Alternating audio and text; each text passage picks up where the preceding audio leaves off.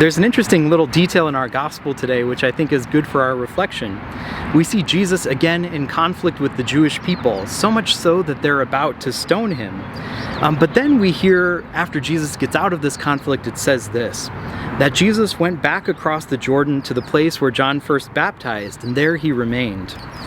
Now, after this story is when Jesus goes and raises Lazarus from the dead, which we heard this past Sunday, and then all of the events of the Passion are kind of set in motion as the scribes and the Pharisees plot to kill him, and then he goes through his passion and death on the way to the resurrection.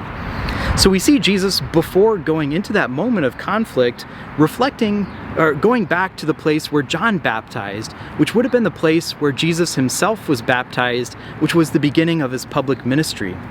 And I'm confident that when Jesus went there to that place where his whole public ministry began, he was reflecting on those moments of grace throughout his ministry, probably looking at those moments of conflict and hardship of heart that he encountered, but especially seeing and remembering those moments where God worked powerfully in the lives of a person, where as he ministered to somebody, they came to great faith, or they received healing, or they now knew that they were loved by God. And I'm sure he treasured all of those memories and stored them up as strength for his coming passion. And that's such a great example for us too, that when we know a moment of trial is coming ahead of us, or maybe even when we don't, just to reflect on those graces that God has given us, whether they be big moments where maybe we've experienced God, or maybe kind of like Jesus in this story, maybe those moments where we realized what our vocation was, or we began to follow God's mission for us.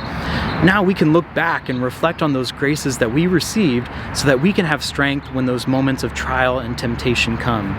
So I think maybe even as we're coming up to this Holy Week, a great thing that we can do is look back at the moments of our life where we've encountered God so strongly, so that we can, as we walk with Jesus through his suffering and death, remember all the ways God has been with us along our journey, in moments of trial as well as in moments of great joy. And so that when we encounter moments of struggle too, we can have the strength and the knowledge of God, which comes from our prayer, remembering that God has been with us, so he will continue to be with us.